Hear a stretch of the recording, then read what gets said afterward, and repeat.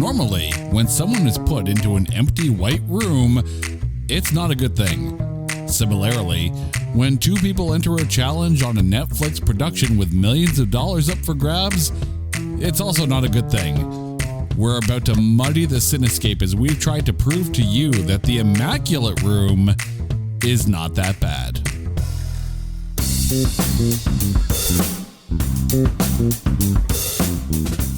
Welcome one and all to It's Not That Bad, the podcast that looks for A grades in B movies. And normally we like to let a movie kind of simmer when it comes out. Hopefully let things kind of develop as far as the critic scores go and get the reaction out there. But every now and then a movie comes out and you see the trailer and you're like, oh, this looks really, really interesting. And then you take a look at the critic score and go, oh, well, what did they see? We're going to have to see for ourselves. This is one of those occasions, and we're looking at the new Netflix film, The Immaculate Room. Joining me for this trip into the White Room, luckily the walls aren't padded, although sometimes we feel like they need to be, is my lovely wife, Carrie. Carrie, how you doing? I am doing great, but don't know if I want to be stuck in a immaculate room. An immaculate room. Any longer. I mean, the concept sounded great, but... For the record, we are the parents of two kids. There isn't a single room in our house that's immaculate and never will be.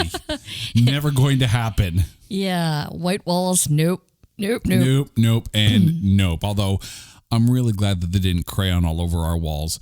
Now, before we go any further, and I'm going to put this right up front right now, because this film is fairly new on Netflix, we're going to tell you right now what you're about to hear in this show will constitute a whole heck of a lot of spoilers. So if you are currently thinking about watching The Immaculate Room, go watch the film. And please do. Yeah, I mean, go watch it. Like, we actually watched it. We didn't mind it. We're not, questioning our life choices here. So go watch the film and then come back to us. However, can I just put out right on Front Street, I am questioning the life choices of the couple in the very end. Dun, Ooh, dun, dun, dun. dun, dun. Yeah, we'll get there, but that's a big question that I've got. Oh, there's a few things that came up as we're watching this. But before we get into it, before we dissect this film, it is time to take this Netflix movie and trailerize it. 2 people, 1 empty room, 50 days, and $5 million up for grabs. No internet, no TV, no work commitments. The calm, peaceful nothingness. No having to go outside and people. No having to decide what to make for dinner. No schedule to keep. Just sheer, uninterrupted tranquility for 50 days. I mean, people pay for this kind of escapism, and they're getting paid to be there? Just imagine how much sleep you could get. A daily schedule of sleep, followed by a nap, followed by a short siesta, followed by a snooze, and ending with peaceful slumber. Heaven. We have found heaven. The Immaculate Room. Rated R for relaxation. You sell it like it's a meditation camp. I feel like I should have done the trailer in like one of those calm kind of voices. Nice and zen. Exactly. In a white room. In 2 a white people. room. 2 people go in. Exactly. Now, just try and picture that as a commercial. Imagine, if you will, 50 days of absolute nothingness. No outside distractions. No outside interference. No people. No noise. Just sleep away 2 months worth of tranquility. And no food. Okay, no real there food. was food. Oh my God. Whatever that protein shake that they were supposed to share, like that one boost container. No, that's no. Right now, there are people who all they have is Boost, and they're like, yeah, no, that sounds about right. Okay, I love my Boost, but it wasn't even. It was like nondescript, probably like, I don't know, vitamin water. It wasn't even like a shake. It was some kind of. It was like the brown, Loblaws no name liquid, yeah, gelatinous goop that they were eating. Okay, but if you're putting me in a room for 50 days and I don't have to do anything but like just chill, and you're gonna give me $5 million, I'll eat the goop. Yeah, I don't know, man.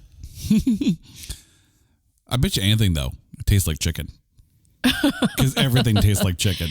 I don't know. I would wish for my treat to be like, I don't know, send in some Popeyes or something. Like, freaking give me something to like eat. Okay, but keep in mind too, the treats, like that first treat cost you $100,000. That is $100,000 piece of chicken you're asking for. And knowing you, it wouldn't be the drumstick. No. That'd be very sad. But let's get into this film. The movie stars Emile Hirsch, Kate Bosworth, and Ashley Greene, with smaller roles played by Alex Gambatti as Mikey's sister and Emmett Walsh as Kate's father. The film is written and directed by Mukunda Michael Duell. And again, as always I say, if I screw up any names, I am just a Canadian idiot in a basement with a microphone. That's me. He also directed Collide, by the way. This film, recently released on Netflix, so no box office whatsoever, made with an estimated $5 million budget. Now, here's where it gets interesting, because it took a while for this film to get out. It was filmed starting in December of 2020, so this is literally a pandemic production. This is in the thick of, I guess, what would be the second wave of the COVID pandemic. Inspired, was it? I'm starting to think so. And then it was debuted at the Mammoth Film Festival on February 3rd, 2022. And now it's finally on Netflix. And I have some thoughts about this, but we'll get to that.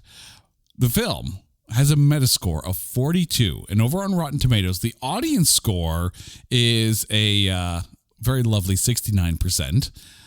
The tomatometer, however, is 29%, which surprises me because it kind of feels like the movie that critics would fawn over because, there's a lot of, there's a lot of questions, there's a lot of thought, and you could extrapolate a lot from this.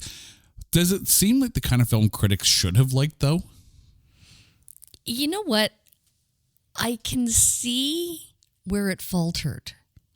And I think that it was the weight of expectation, because I know going into it, I think I expected more, and it just failed to deliver to my expectation. Not that it was a bad movie or that there was anything that was missing or anything that was incomplete. But I just, I think I wanted more or perhaps less. It's kind of a weird dynamic. And I know we spoke about this beforehand, but I just kind of want to recap that it felt very segmented. Mm-hmm. And I think maybe that's kind of what's, I don't know, like not sitting well with me, but it's not like upsetting. It's just, it kind of is what it is. Like, it was almost kind of like, okay, this is their honeymoon phase where, it's all like, this is wonderful. And then there's like the sped up, the montage. You're gonna need a montage. Montage. That's the second time I've sung in this show. I'm sorry. It was very segmented. And I think maybe, again, critics might have, it might have lost points because of that. I mean, I also have some thoughts on that as well, but we'll get to that in a little bit. But we're going to get to the breakdown here and go through Won't take long to go through actor by actor because there's not many actors in this. But like 5. But let's start with Emil Hirsch, who played Mikey. How was he for you? You're gonna just start with him, are you? I'm gonna start with him. I found him. Okay. I'm supposed to say something nice. This isn't Bambi rules, right? You have to actually say something, even if it's not nice. I'm just straight up gonna say, at first I found him very annoying and unlikable. Just like looking at them as a couple, I was like, what the does she see in him? And then as the movie went on, I was like, what the does he see in her? Like, yeah. And then by the end of it, I was like, oh God, just break up already. Just go your separate ways, please, for the love of God. Because you're driving each other crazy right now. Yeah, you know what? As a couple, I don't think the actors, I don't think they were bad. I just don't think they were compatible. No. I mean, these two characters shouldn't have been together. I mean, and the funny thing is, as they come into the room, they even talk about how it's a second chance for them. It feels like they broke up and then they got back together and then this opportunity came up. The thing with Mikey though, right? Because you're introduced to them right away. There's no backstory. The whole movie starts as they enter the Immaculate Room. There is no foreplay with this movie whatsoever. It is like wham bam, you're into the White Room. That's it. Yeah, I would have liked to have seen some backstory, just something on their relationship previous. I'm going to argue that fact. I am, because it's a very, it's a phone booth film, right? Everything takes place, and I recognize that being filmed at the end of 2020 in the middle of lockdown, this isn't the bubble, right? This isn't where we get the backstory of the characters before they enter the bubble. This is a very tonally different film from the bubble. Also, Netflix, thank you for making the bubble. But that being said, you're introduced to them as the contest starts. But that allows you the ability to discover the characters. And as the movie goes on, you sit there and your perception of Mikey changes through the 50 days or however long he's in there for. Spoiler alert, Mikey didn't make it to the end. But we warned you about spoilers earlier. So, It wasn't quite his fault. No, it wasn't quite his fault. I think he was very justified in leaving. But the thing is, by not giving us the backstory all at once before they get into the White Room, into the Immaculate Room, it allowed you the ability of discovery. So I didn't mind that part, but you had to be prepared for it. You did.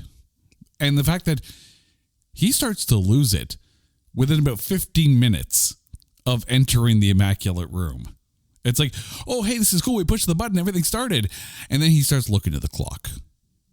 And we all know the more you look at the clock, the longer it takes. The more you look at the toaster, the longer you wait for the toast.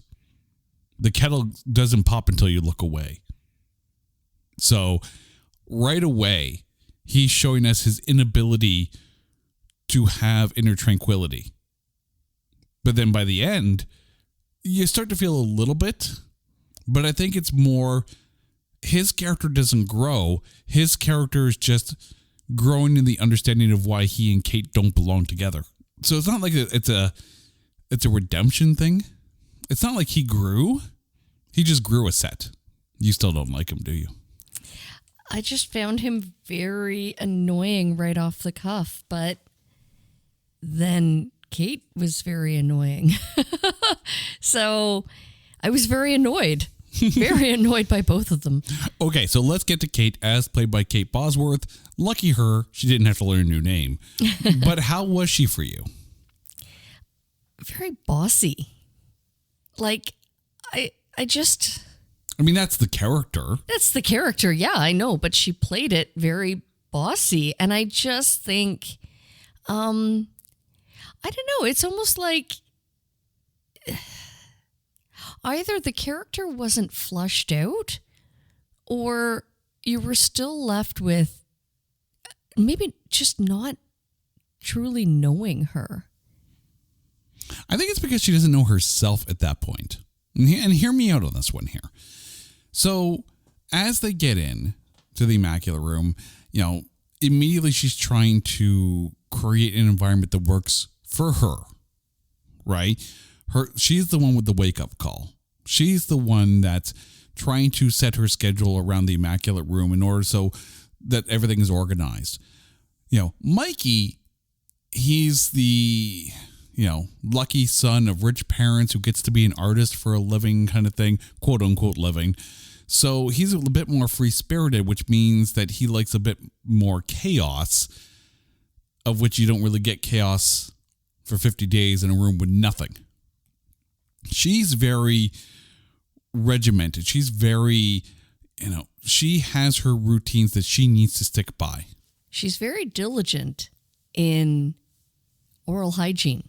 Mm-hmm. Like every scene, she's madly brushing her teeth.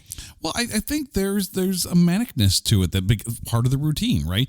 She starts her days off with the shower after the wake-up call, and then she does her, positive affirmations in the mirror in the morning. And then she goes and meditates, and, she's trying to create a schedule of things for her to do so she can have a very planned out 50 days. But none of which includes Mikey. But there's the problem, right? And I think that's really what the Immaculate Room is supposed to be. I mean, it's a social experiment created by this person we've never seen, but Mikey's kind of heard about through some kind of documentary that, he sent Kate the link and Kate didn't watch, clearly because it didn't fit her schedule. But couples that go into the Immaculate Room seem to be couples that maybe they're not the best match for each other. Like if they put you and I in the room for 50 days, oh, that would be so much fun. We're watching this, we're like, sign me the up, seriously. Well, at the beginning, yeah, it sounded wonderful, but then oh no, things got really weird. But I mean, that's because of their inability to be at peace with themselves, right? 50 days, you and me, like, we're literally, creating board games with the blankets and whatnot. We're chilling, we're napping, we're resting, we're talking, we're laughing. You and I could handle that for 50 days and we'll cash out on that $5 million. Oh, yeah. These people, these two, Kate and Mikey, they're not even comfortable with themselves. So how can they be comfortable with each other? And I think that's what the Immaculate Room showed, not us, but them as characters. And, you witness this almost, as it's going on. By the way, I'm going to say this right now. I'm an editor. So it's part of my job to look for continuity errors. Don't be looking at the clock through this whole movie because it will go back and forth a couple times. Yeah, I noticed that too. And at first I was like, was that done on purpose? Because Mikey was saying how the clock adds time. I think the problem is that was referenced once while he was staring at it. So that you equate more to his manicness in that moment. I think it's just an oversight in editing that they didn't go back and fix. Yeah, because it was like 20-some days. They were halfway there, and then you look at the clock again, and it's like 31 or something like that. 31, yeah.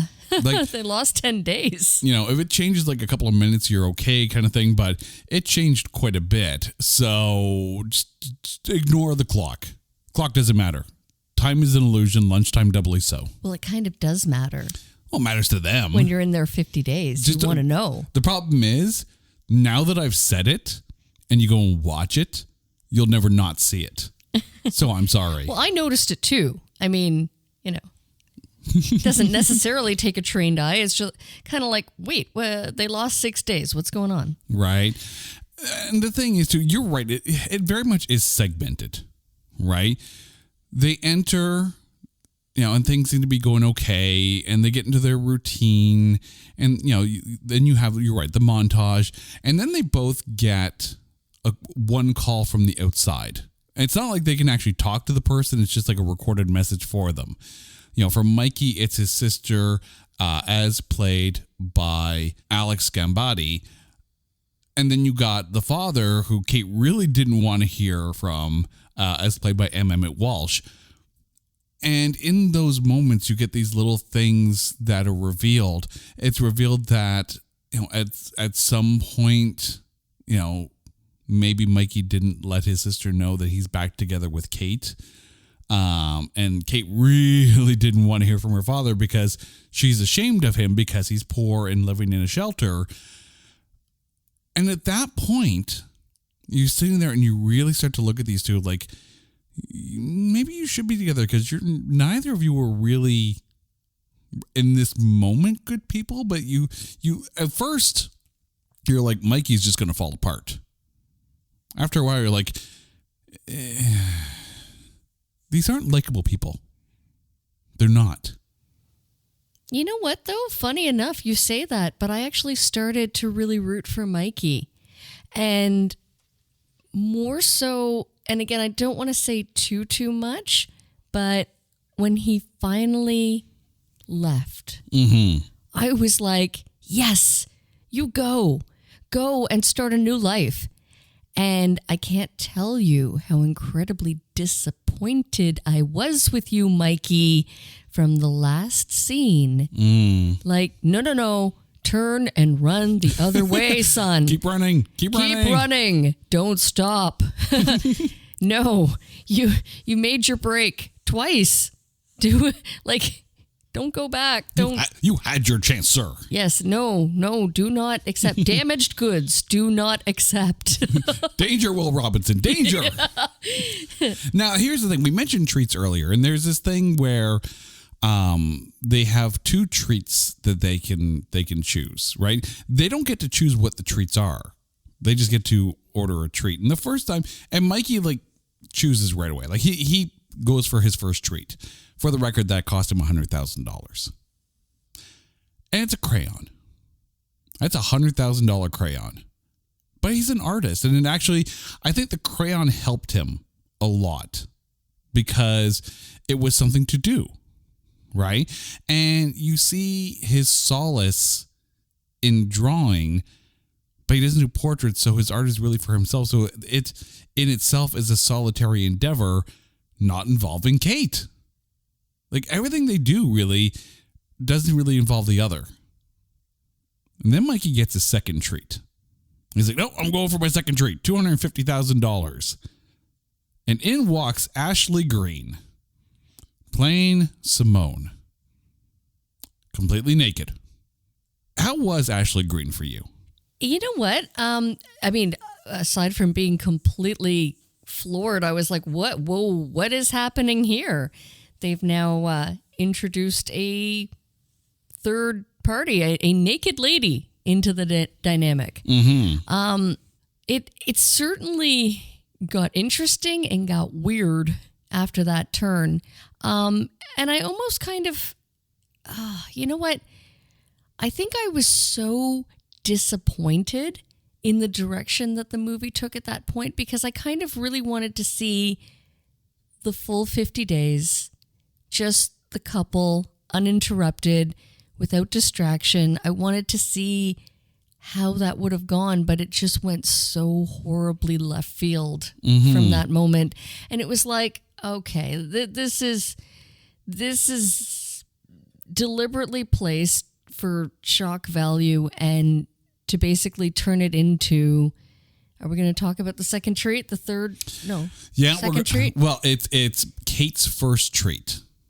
And she's like, and the way she says to, like, I'm going to go get my treat, right? Keep in mind too, like, the first treat makes sense given that Mikey is an artist, right? It's actually, all things considered, a very wholesome distraction from the monotony of living in the Immaculate Room, right? Mikey wasn't expecting Simone to show up. Like, he's probably hoping for like a pack of crayons at this point. But no, he he got a naked woman who didn't walk in. I'll give him credit, right? As someone walks in, it's not like she's going in there like a fembot from Austin Powers, right? She's an actress that, was basically paid for a month's worth from her agent, just basically told to go in and improv. So it's not like she came in to be instantly seductive. Just like, hey, I'm here. Cool. And that's okay. It threw Kate way off. Like way off. And then she goes to get her treat, which happens to be ecstasy. Like, really? You're right. It took a turn that it didn't need to take. Yeah, it got weird from that point. And it was almost like, I don't know, like whoever was the mastermind, or exactly like whoever was pulling the strings, orchestrating this, right? Whoever the puppet master was almost kind of like, okay, I'm really going to wreck this couple. How are we going to do it? We're going to send in a naked lady and then provide drugs. Yeah. And not just drugs, but ecstasy. So and that felt really out of character for Kate. Like, it'd be one thing if the ecstasy showed up and she was still like really pissed off at it and like threw it at the two of them and just walked away. But she pops it and she's like, you might want to sit this one out. That felt out of character for Kate. Yeah, it really did. And again, it was almost kind of like, again, she didn't seem very confident in herself at that point, and so she didn't quite know who she was, or and again, I don't know if it was the direction, the actress, like just like I didn't hate Ashley Greene in the role, but it wasn't a big role. It's she was there, caused a little chaos, and then she was gone. Now, there's a scene before the treats happen where Kate goes to the bathroom and, out of nowhere, a gun shows up. That's the kind of twist that I can sit there and get behind. Like, somewhere, somehow, some way, the gun got in there, and it's like, okay, now they're messing with you after X number of days. That part I didn't mind. But they never kind of answered that question or circled back to it. Like, did somebody go into the room and deliver it? They would have had to have while they slept. Like, that just makes it really creepy. Well, okay, but if you're in a room as an experiment for 50 days for $5 million, you have to think they're going to f with you. Why? Why do they have to? Why can't it just be like a simple oasis? Right? I mean, okay, put a gun in there. You know what? Tell you what, I'm going to, sit there and either put it away or, take target practice at the bench that's in there and just get rid of the bullets. That's all you need to do. Like, don't freak out. Well, don't touch it. Right? Well, then your fingerprints are on it. Yeah. Look at you getting away with murder here. Well, I can guarantee I'm not touching a strange gun that just turns up. So I think one of the So things... you're safe. Next on How to Get Away with Murder with Carrie. Target practice. Well, I'm not the psycho that's picking up the strange gun. Target practice boy. Well, are you saying this is not the way? Apparently, we should not maybe subscribe to be the next couple. Okay, a couple of things though. Ooh, this took a turn.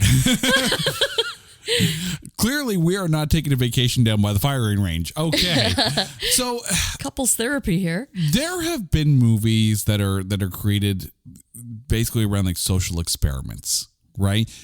The first one that comes to mind, of course, is Squid Game, right? Ah, yes. And Squid Game was very tense and intense, and it sucked you in for the 8 episodes that are there. There's another movie out there called The Box, and I remember correctly, it's Cameron Diaz, and I can't remember who the male actor is, but this box shows up, and in the box is a button, and they have 24 hours with the box. And if someone pushes a button or someone pushes the button, they get $1 million, but someone that they don't know dies. You know, I can also add Beef to that. That was a series that I think I got 2 episodes in and I was just so bored with it that I'm like, But even though, you know, it's supposed to be really good, I don't know. But I want to moot an idea with you on this movie. Moot away. Moot away. So you're right. It got weird when Simone showed up. It did. Like, give them the crayon. That's fine. It's totally fine. $100,000 crayon. Whew. Crayola's getting, charging the big bucks here. But I wonder if the movie would have been better if the conflict between for Mikey and Kate wasn't necessarily between themselves, but if the conflict was their dependency on the need to connect with the outside world, the lack of television, the lack of the internet, the lack of social media, the lack of friends. Like, they're broken people that shouldn't be together in the first place. I think personally I would have preferred them to be a couple that where the moral of the movie is them learning to reconnect as opposed to connecting with the outside world. Well, I think I was kind of hopeful for that. Because again, at the beginning, it was Mikey that I was kind of like, oh, Kate, girl, you can do better. Like, what? Like, why would you choose this doofus to be stuck in a room for 50 days with? Like, why would you even date this guy? He just kind of seems a bit off. He seemed weird. However, then as we got to know Kate's character, it was kind of like, whoa, you're a bitch. Like, I'm sorry. I'm straight up calling it out. Like, Mikey, what are you doing? You could do better than this chick. Like, go hook up with Simone and get out of there. Like, seriously. And don't look back. Keep running, son. Anyway, I digress. You really didn't like the character of Kate. I mean, here's the thing. Them. If you're not supposed to like Kate, then Kate Bosworth did the job very well. She did. Yeah. She was very unlikable. But I think it was just kind of like the moment that the father showed up.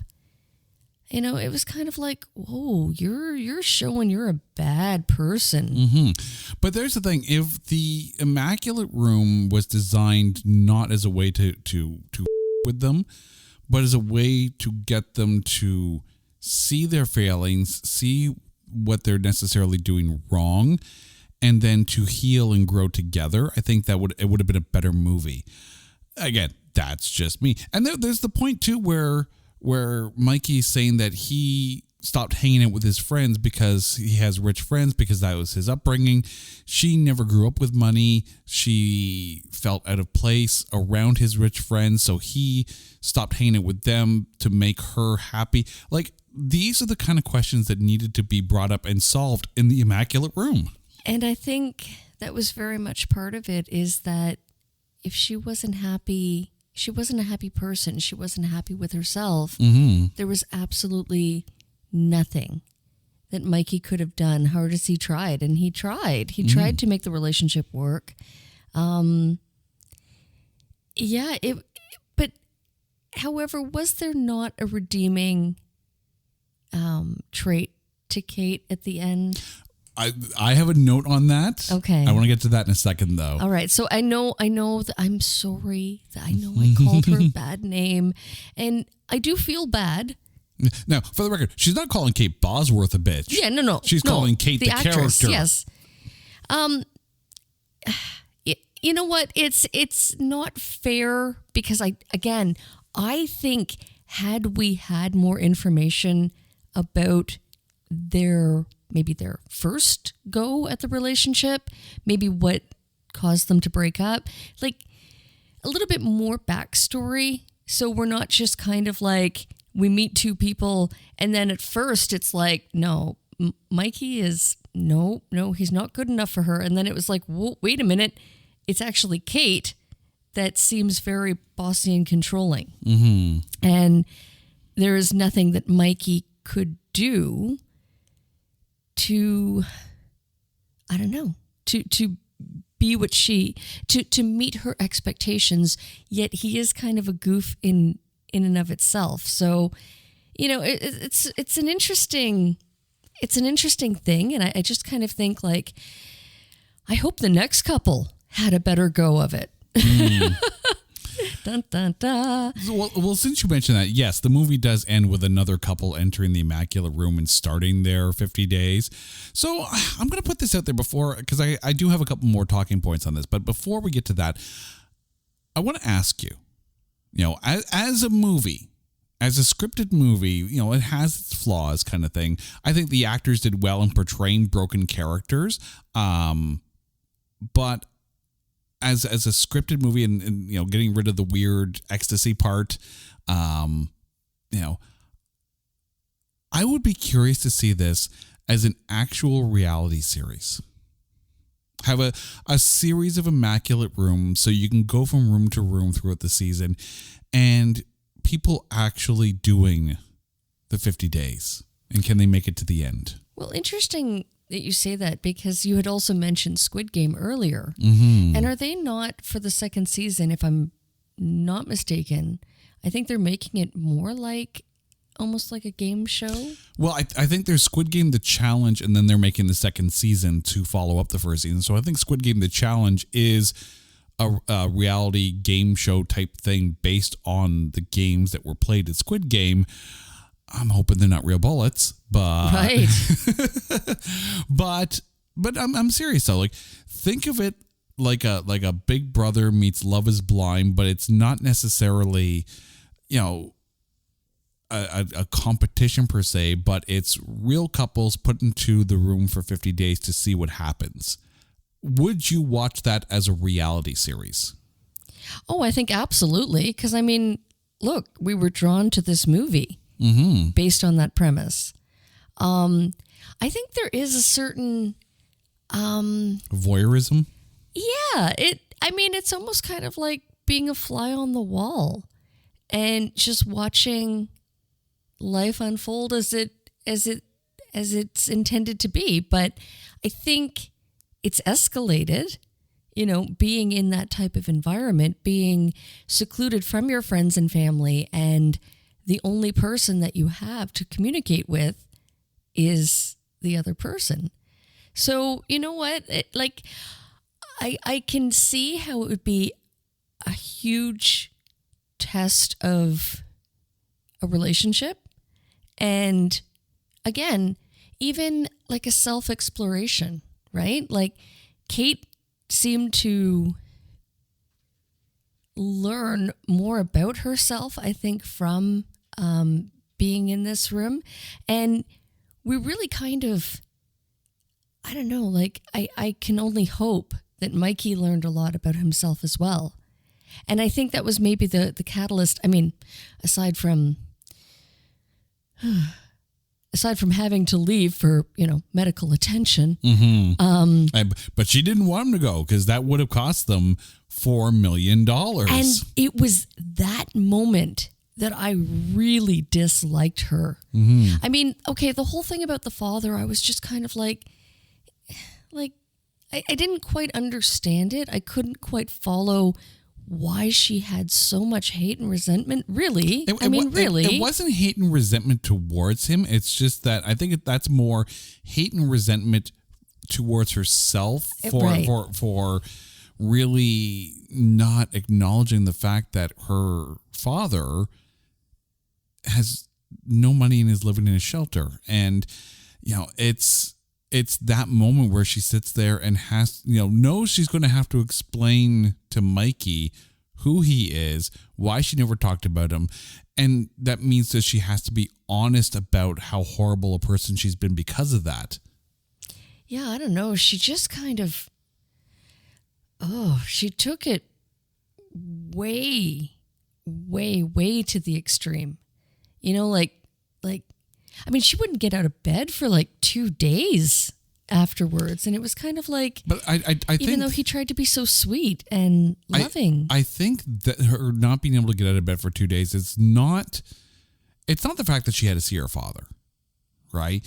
It's the fact that she has to now live with someone else knowing, that she was ashamed of her father for things that really aren't in his control.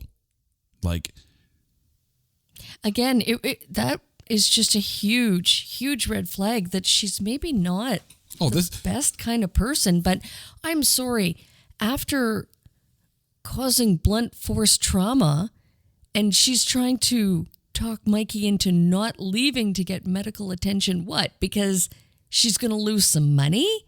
Like, no. At that point, you're a bad person. Mm-hmm. Like, and that's the thing. Like, there's no other way of putting it. Him walking away, that's his revelation moment. But I think it's also her revelation moment too, where it's like she's sitting there with, the gun in question in her hand, so her fingerprints are all over it.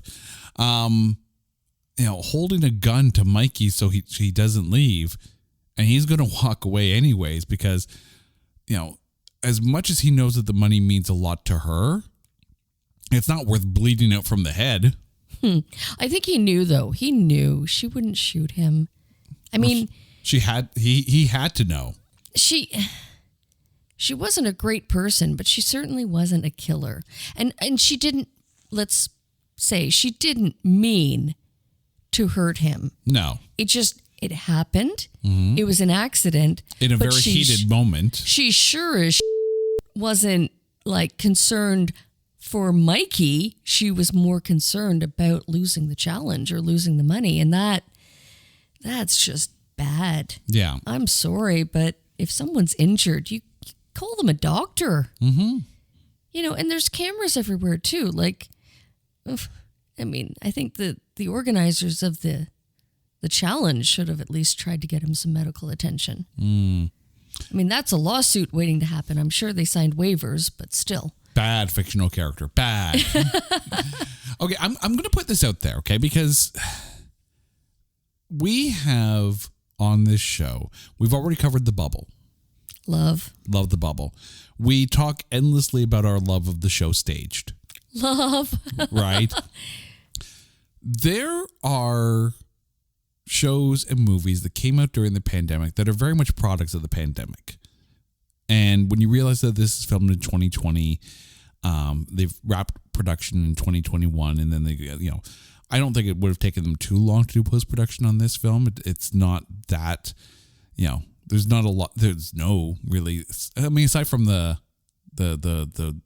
bad trip sequence, but I'll let you guys watch that. But this film came out in 2023, and I wonder, given the nature of the way it's filmed and the focus on isolation, I'm going to ask you: do you think this film would have fared better if it came out late 2021 as people are still in lockdown?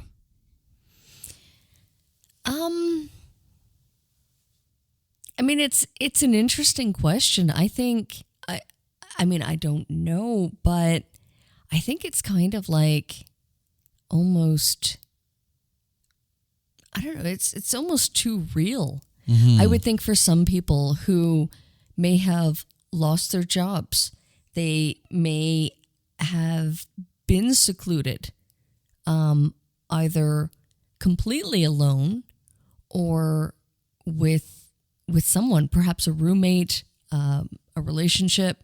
I mean, you really, really have to be, as we mentioned, you have to be in a great place with yourself first and with the other person to withstand and not let it drive you completely mad. And I think that seclusion, I mean, we saw it or heard a lot about it in the news or mental health studies, right? People who were in lockdown and completely secluded really suffered. Like it's almost kind of like that's the sad reality that came from COVID or the lockdowns. Mm-hmm. So, I mean, more specifically to this movie, it's kind of like, I think you have to take it for what it is and not rely too much on whether it's like a societal statement. I also wonder too, I mean, I mentioned Staged, I mentioned The Bubble, right? And those are just freaking hilarious, right? Like, if you want to have a good laugh at everything we just went through over the last 3 years, go watch The Bubble, right? When Bola's getting the stick up the nose, right? Yeah, we've all been there, right? We are all Bola in that moment, right? We've all prattled endlessly on Zoom calls for far too many years now. We are all Michael Sheen and David Tennant. And I think too, because this is a very serious movie, it's a somber film, right? It's a very, it's not a happy film. I wonder if the storyline changed and you still had the same setting, but instead of almost like an existential drama between these two, you had more of a comedy of, a comedy where a couple has to stay in a, completely immaculate room for 50 days for $5 million, and you turn it into fun. I think that would have worked well during the pandemic, because then it's making fun of the situation.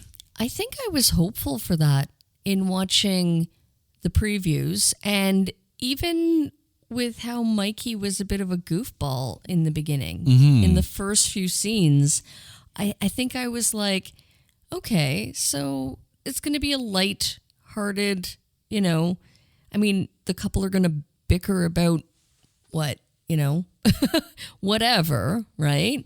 But it's still going to be light, and it took a completely dark turn. And I think that was kind of disappointing. I mean, it is what it is. And it really, I think, allowed the characters to really play their parts well. I mean, clearly, we're sitting here talking about how Mikey was a goof and Kate was kind of not a nice person. Kate was not a goof. But I think the other thing too is, like, the minute they come in, Kate's already like, well, so we're going to split the $5 million, right? Like, already off the bat. I think you're right. I think if it had a bit of a lighter tone, and the montage was kind of fun, and you saw them laughing and dancing and singing. Like, I think if you started light and then descended into the madness, but it felt like right off the bat that the lines were drawn right away. And again, I think that was pretty much their relationship. I think that was the couple's dynamic, and that's sad. Yeah. Okay. I have one last lingering question here. And by the way, we've spoiled quite a bit already, but I'm now about to talk about the ending of this film.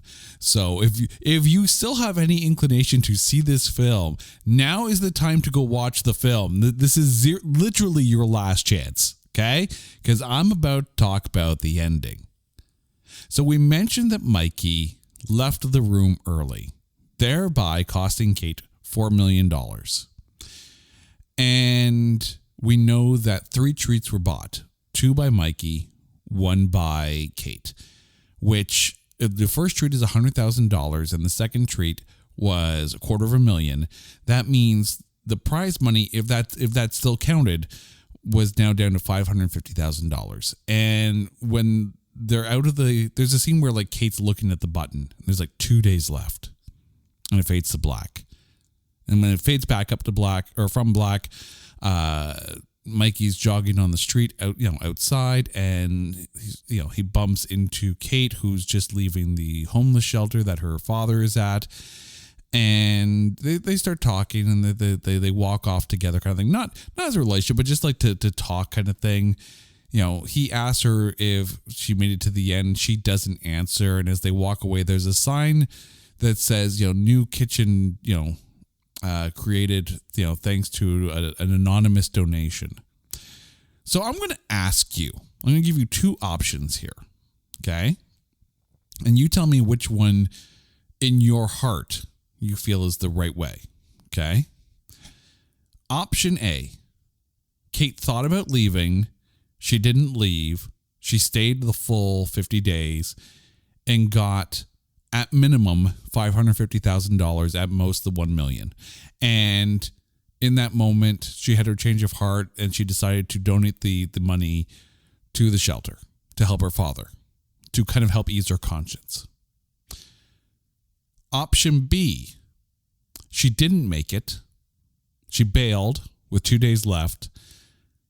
The anonymous donation was made by whoever the mastermind is of the Immaculate Room as a way to reward the couple for realizing, for walking away from the money and choosing themselves. Which do you think paid for the new kitchen at the shelter? No, I think it was the first one. You think Because she was there. Why else would she have been at the shelter? See, I like to think of it as the second one. Really?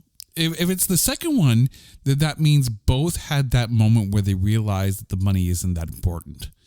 And that was supposed to be the point of the exercise to begin with. And, you know, good behavior was rewarded, if you will.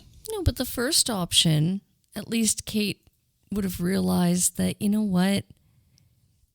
She can help, you know, and maybe it was her turnaround.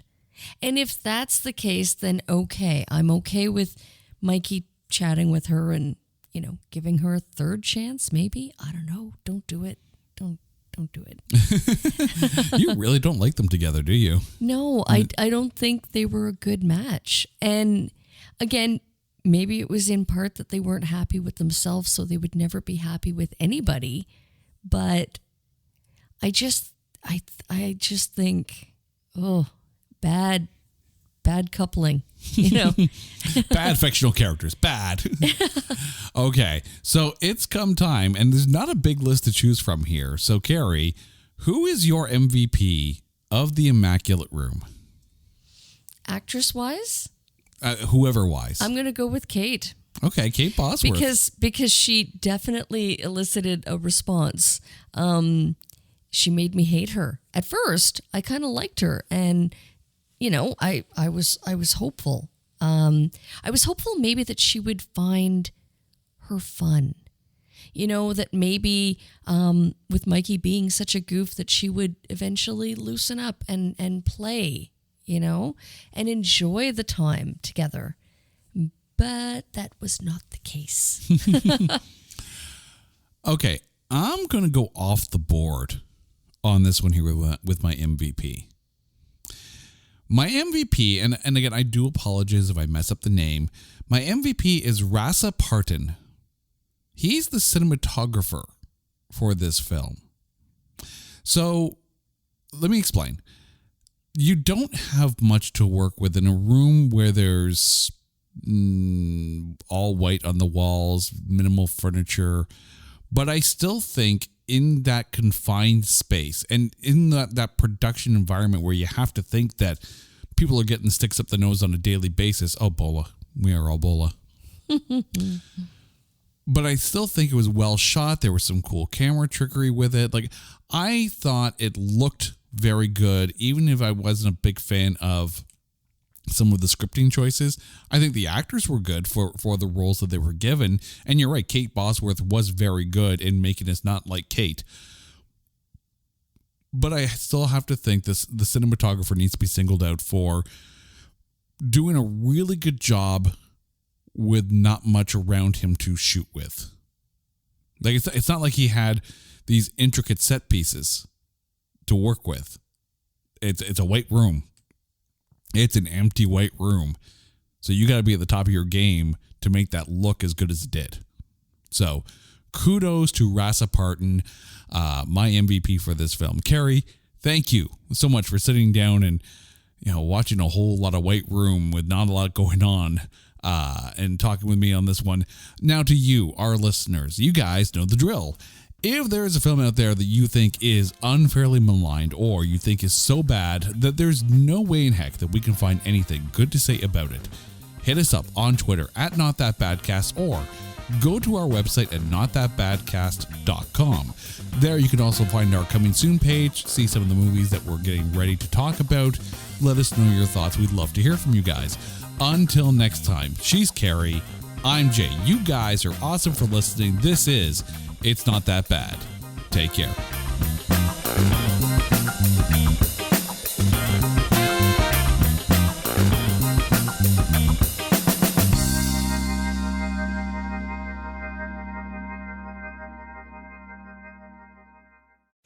Hey folks, Stefan Shirazi and Renee Richardson here from the Metallica Report. And we are proud members of the Pantheon podcast family, where the best of music and podcasts unite. We've got something pretty cool for you.